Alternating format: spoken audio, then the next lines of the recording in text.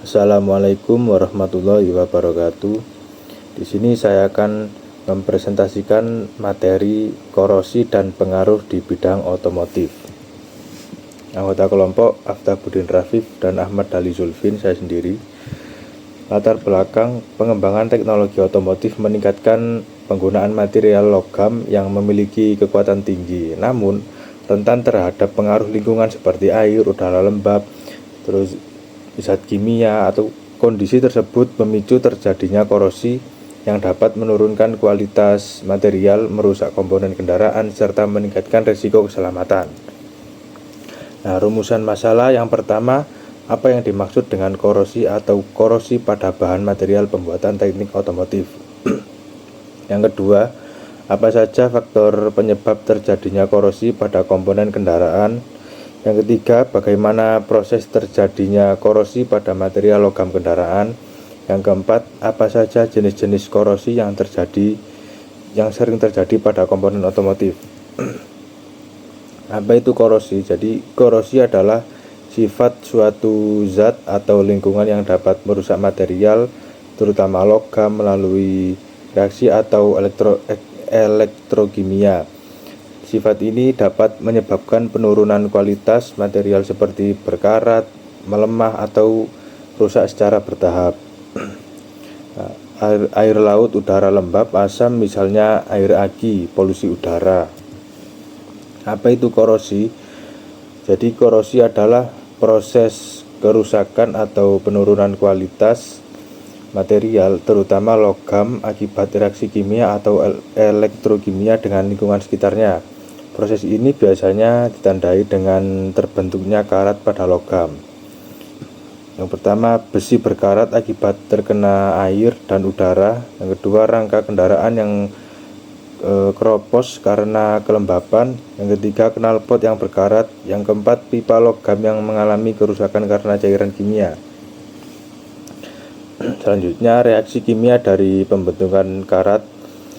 Jadi besi tersusun dari atom-atom yang memiliki elektron saat terkena air dan oksigen. Besi melepaskan elektronnya atau oksidasi. Jadi elektron ini kemudian digunakan oleh oksigen dalam air sehingga terbentuk senyawa baru yang lebih stabil, yaitu karat. Proses ini terus berlangsung karena air membantu perpindahan elektron. Selanjutnya, anatomi dari sel. Jadi anoda oksidasi itu melepaskan elektron, logam besi melarut menjadi ion. Terus katoda, reduksi oksigen atau ORR, elektron bereaksi dengan air dan oksigen. Hasil akhir, reaksi berkelanjutan menghasilkan oksida besi. Selanjutnya, matriks diagnostik jenis-jenis korosi atau kerusakan seragam dan lokal. Jadi deskripsi pertama, terjadi merata akibat pH rendah atau lembab. Jadi pencegahannya pelapisan cat dan proteksi katodik. Terus yang kedua, lubang tajam berpusat akibat komposisi tidak homogen. Pencegahannya material homogen inhibitor. Terus selanjutnya, kontak dua logam berbeda. Pencegahan isolator anoda korban. Selanjutnya, konsentrasi O2 berbeda pada area sempit dan atau berdem. Pencegahan pembersihan kotoran segel celah. Oke, selanjutnya saya lanjutkan. Ancaman krisis negara maritim. Lingkungan dengan curah hujan yang tinggi dan salinitas ekstrim menjadikan Indonesia salah satu dengan laju korosi paling agresif di dunia. Hal ini bisa disebabkan karena Indonesia merupakan salah satu bagian dari suatu negara yang melewati garis khatulistiwa, yang dimana kita tahu teman-teman, kalau garis suatu negara melewati garis khatulistiwa, otomatis negara tersebut akan memiliki pertama suhu yang tinggi, yang kedua adalah curah hujan yang tinggi, dan yang ketiga adalah kelembapan yang tinggi. Dampak ekonomi, kerugian mencapai triliunan rupiah setiap tahunnya akibat kerusakan infrastruktur, kebocoran pipa gas, dan kegagalan komponen industri. Kerentanan material, baja murni memiliki ketahanan yang sangatlah lemah terhadap serangan oksidasi tanpa intervensi rekayasa yang tepat. Maka dari itu kita membutuhkan sebuah rekayasa untuk bisa mengakali bagaimana caranya mengurangi korosi di negara maritim atau negara Indonesia. Yang selanjutnya adalah faktor akselerator atau degradasi. Seberapa cepat korosi itu mampu timbul di negara seperti Indonesia. Yang pertama adalah faktor-faktornya elektrolit dan kelembapan. Air dan garam berfungsi sebagai media transfer muatan yang sempurna. Hal ini menyebabkan kenapa banyaknya korosi di Indonesia. Dan selanjutnya adalah pH dan keasaman yang tinggi. Lingkungan dengan asam ekstrim memicu peningkatan drastis dan laju reduksi hidrogen, yang dimana kita tahu salah satu sahabat dari korosi itu adalah hidrogen. Yang selanjutnya adalah kecepatan fluida. Aliran deras mengikis film perlindungan pasif pada permukaan pipa secara mekanis. Hal ini akan menyebabkan pipa itu dimana tidak dilindungi secara lapisan yang karena dikikis oleh aliran yang menyebabkan aliran air itu mampu masuk ke dalam logam dan menyebabkan korosi. Yang selanjutnya adalah morfologi permukaan. Permukaan logam yang kasar menciptakan kutub-kutub muatan lokal anoda ke katoda yang mikro, ini menyebabkan terjadinya korosi. Yang selanjutnya adalah anatomi sel elektrokimia. Anoda baja, tempat elektron dilepaskan. Ini gambaran langkah-langkah dari suatu korosi itu bisa terjadi, yang dimana kita perlu anoda, yang dimana dia akan melepaskan elektron, kemudian elektron tersebut akan dibawa oleh air. Ini menjadi faktor utama kenapa korosi itu perlu adanya air, karena air itu membantu elektron untuk berpindah tempat dari anoda ke katoda, tempat elektron dikonsumsi. Ini teman-teman bisa lihat gambarnya di mana elektron dia tuh berpindah lewat air, kemudian dia pindahnya itu ke tembaga. Jadi sebenarnya nggak ke tembaga juga, dia bisa ke oksigen yang kita temui sehari-hari. Nah, itu menyebabkan dimana baja itu kehilangan elektron menjadi suatu material yang lebih sempurna, yaitu karat. Oke, yang selanjutnya adalah ancaman tak kasat mata, analisis dampak dan strategi pengendalian korosi secara holistik, membangun pertahanan komprehensif melawan kehancuran infrastruktur dan kerugian ekonomi. Nah, ini yang bisa teman-teman lihat gambaran kalau korosi itu 80% itu sebagian besarnya kerugian itu ada di bawah atau di dasar laut, itu tidak terlihat ketimbang daripada yang bisa kita lihat atau kita temui sehari-hari. Nah, 20% puncaknya yang terlihat itu biayanya bisa langsung pergantian material pipa seperti pipa penyebatan, mesin, perawatan rutin dan inspeksi, biaya perlindungan seperti lapisan cat dan pelapisan coating. Nah, ini yang 80% ini yang berbahaya, di mana dia di bawah air tidak terlihat atau tersembunyi. Biayanya langsung, downtime operasi dan fasilitas terhenti, kehilangan produksi dan target penjualan, penurunan efisiensi sistem. Yang selanjutnya adalah dasar lautan, sangatlah kritis. Ini yang paling kritis yang kita mungkin tidak mengetahuinya, sampai bahkan kita sendiri harus menggunakan alat untuk bisa mengetahuinya. Biaya terselubung, ini kerusakan kontaminasi lingkungan seperti kebocoran, ancaman keselamatan jiwa, dan hilangnya kepercayaan masyarakat terhadap industri pangan atau air. Yang selanjutnya adalah matriks profil ancaman. Ini jenis-jenis korosi. Itu pertama ada korosi mata, itu biasanya sering kita temui di kehidupan sehari-hari, kita udah bisa lihatnya sekitaran kita. Dan kalau untuk kemudahan deteksinya, dia sangatlah mudah untuk deteksi karena karena bisa langsung terlihat oleh mata. Yang selanjutnya adalah tingkat bahayanya, dia termasuknya berbahayanya termasuknya rendah sampai ke sedang, karena dia hanya memakan kurang dari 0,15 mili per 0,15 mili setiap komponen yang kena korosinya. Yang selanjutnya adalah korosi sumuran. Ini yang sangatlah sulit terdeteksi karena dia biasanya seukuran mikro kecil, namun dia bisa menyebar sangat cepat, dan tingkat bahayanya itu sangat tinggi karena dia tersembunyi atau sangat sulit untuk dideteksi. Yang selanjutnya adalah korosi erosi. Ini biasanya ada di turbin kapal. Untuk kemudahan deteksinya dia sangat sedang karena dia sangatlah mudah deteksi. Tingkat bahayanya dia termasuk juga sedang. Yang selanjutnya adalah korosi galvanik. Gambarnya bisa teman-teman lihat contohnya. Kemudahan deteksinya itu sangatlah mudah, namun tingkat bahayanya dia sangatlah tinggi. Yang selanjutnya adalah korosi celah. Ini biasanya ada pada baut-baut, dimana kalau kita lihat lapisan luar bautnya itu sangatlah bagus, belum ada korosi, namun bagian dalamnya itu sudah penuh dengan karat. Untuk kemudahan deteksinya adalah sangatlah sulit terdeteksi karena dia tidak terlihat langsung oleh mata, dan tingkat bahayanya dia lumayan tinggi. Bukan lumayan, dia sangatlah tinggi karena tidak terlihat, namun bisa menghancurkan struktural dari dalam. Yang selanjutnya adalah korosi tegangan atau stres. Dia ini kemudahan deteksinya itu sangat sedang karena bisa dilihat oleh mata sekali lagi, namun tingkat bahayanya sangatlah tinggi karena ini bisa menyebabkan kegagalan struktural yang paling besar dan menyebabkan kerugian ekonomi maupun bahaya yang mengancam tanpa kita lihat. Yang selanjutnya adalah zona krisis 1, pipa penyaluran gas minyak dan gas atau kerusakan minyak. Itu seperti yang bisa teman-teman lihat, ancaman utamanya adalah sweet corrosion, CO2 bertemu dengan H2O menjadi asam karbonat dan besi karbonat. Air reservoir membawa garam terlarut menurunkan pH secara drastis. Ini menyebabkan karat, persenjataan infeksi. Untuk pipa yang kurang dari 16 inch membaca geometrik cacat via magnetik ini dan ultrasonic. Yang selanjutnya adalah MTM, bisa magnetic tomography method. Infeksi non kontak memindai anomali medan magnetik dari atas tanah. Dan selanjutnya adalah LURT atau Long Range Ultrasonic Testing, menggunakan gelombang suara untuk memindai area yang sulit terjangkau atau korosi under insulation. Ini termasuk jenis-jenis cara mendeteksi sebuah korosi di bawah laut. Sekali lagi, korosi paling berbahaya adalah di bawah laut, bukan di daratan. Zona krisis 2, lingkungan maritim, jembatan dan kapal. Agen perusak tambahan ion klorida. Ini kita bahas faktor-faktor apa saja yang mempengaruhi korosi di bawah laut. Yang pertama ada ion klorida, yang kedua adalah korosi galvanik di kapal.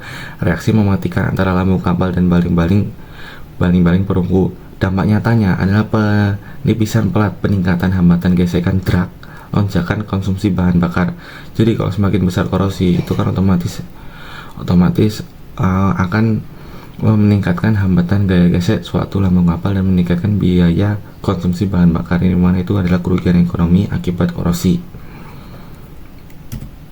Oke, yang selanjutnya adalah zona krisis 3, bahaya perkotaan dan konsumen. Ini kita udah masuk ke korosi yang kita bisa lihat sehari-hari.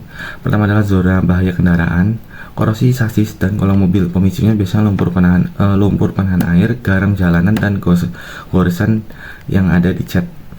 Titik rentannya biasanya di rangka sasis, di knalpot, dan di panel pintu bawah yang sangatlah mudah sekali terkena oleh air. Dampaknya adalah kehancuran struktural pertahanan yang berujung pada kegagalan keamanan berkendara dan anjloknya nilai suatu aset. Di mana kita tahu kalau mobil berkarat itu otomatis harga jualnya bakalan turun.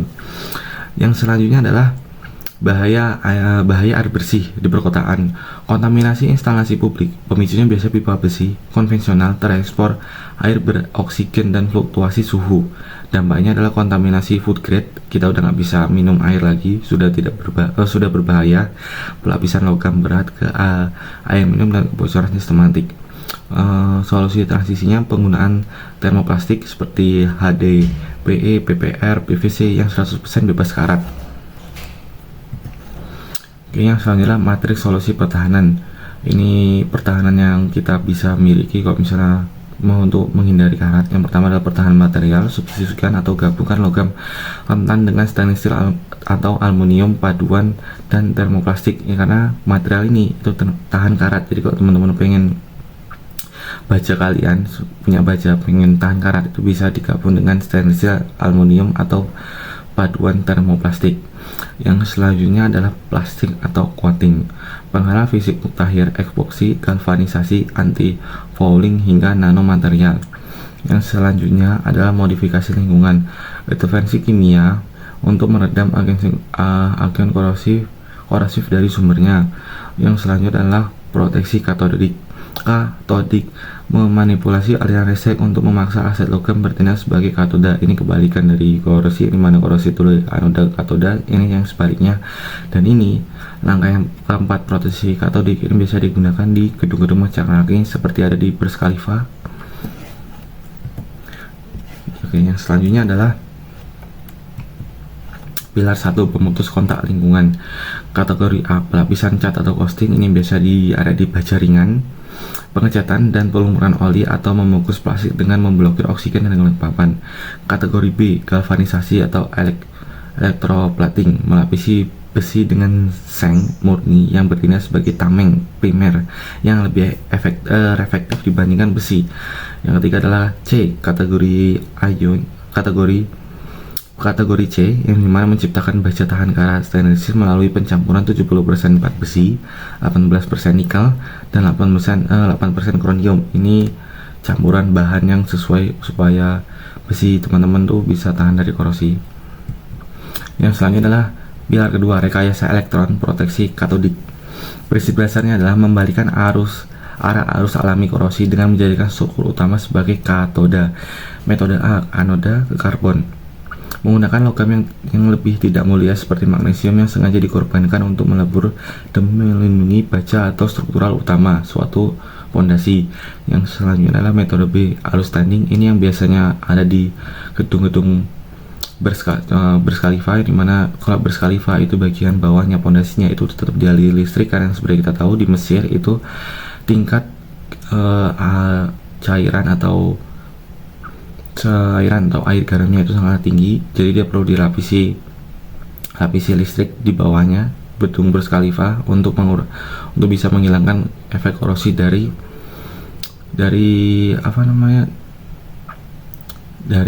pondasi bawahnya.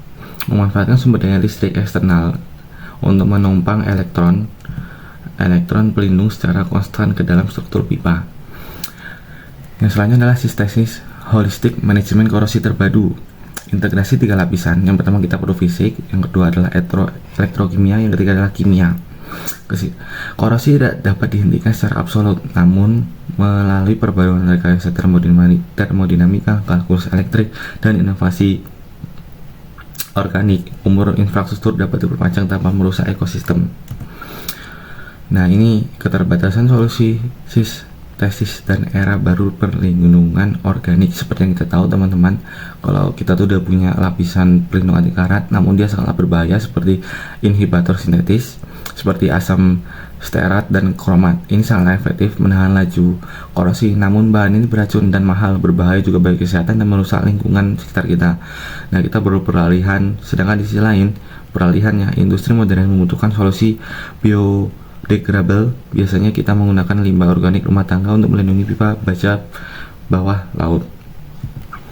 Nah, ini salah satu inovasi yang sampai sekarang masih dikembangkan, di mana kulit jeruk dan juga kulit mangga itu bisa menahan korosi. Menguji efektivitas limbah organik sebagai penghambat korosi pada baja karbon tinggi dalam lingkungan laut yang sangatlah korosif. Air bersalitas NaCl 35%. Metodologinya itu kulit jeruk dan kulit mangga dihancurkan dan diekstrak melalui metode maserelasi peredaman aseton dan aqueous 24 jam selama 24 jam untuk menghasilkan cairan pelindung yang aktif. Jadi dia nggak bisa langsung digunakan, tapi perlu metodologi atau cara pengolahan yang benar. Nah, ini bagaimana ekstrak buah melindungi baja. Nah, ini seperti misalnya teman-teman lihat, di mana ekstrak buah itu mampu menahan air, yang kita ketahui lagi kalau air itu musuh utama dari korosi. Jadi kalau misalnya kita suatu baja itu bisa dihilangin airnya, itu maka nggak akan terjadi korosi atau sangatlah minim terjadi korosi. Molekul inkubator ini bersifat hidrofobik, menolak air, gugus. Ujung rantainya menempel erat pada permukaan logam, membentuk film pasif super tipis yang menahan serangan ion klorida. Limbah buah bertindak sebagai jas hujan molekuler untuk baja. Nah, ini masa depan perlindungan logam. Teman tuh ada ancaman konstan. Logam akan selalu berusaha melepaskan energinya untuk kembali menjadi oksida. Hukum termodinamika tidak bisa dihentikan. rekayasa berat, galvanisasi, dan sistem arus tanding akan terus menjadi tulang punggung pertahanan tangguh untuk infrastruktur yang masif. Yang selanjutnya adalah rekayasa cerdas. Penuhan efisiensi 93% pada limbah kulit cerut membuktikan bahwa senjata masa depan melawan elektrokimia korosi tersembunyi di dalam alam. Perlindungan bergeser dari sekedar tangguh menjadi cerdas dan berkelanjutan. Nah, ini untuk kesimpulannya adalah realitas terhindar dengan korosi adalah proses kembalinya logam ke alam, tidak dapat dihentikan secara absolut, namun pengabaiannya akan menelan biaya 4% dari GNP, dan senjata integritasnya dari pelapisan grafena hingga proteksi katodik. Teknologi modern mampu mereduksi laju penetrasi korosi, mendeteksi titik nilai sampai mendekati titik nilai 0, jadi hampir dia nggak bakalan korosi. Yang selanjutnya mandat eksekutif. Keberhasilan tidak hanya bergantung pada material tahan karat, melainkan pada kerangka kerja non teknis, standar regulasi, dan kesadaran preventif pada fase desain. Blueprint masa depan bukan hanya tentang membangun, tetapi sebagai strategi pertahanan juga. Oke, sekian dari saya. Terima kasih atas perhatiannya. Mohon maaf kalau ada kesalahan. Wassalamualaikum warahmatullahi wabarakatuh.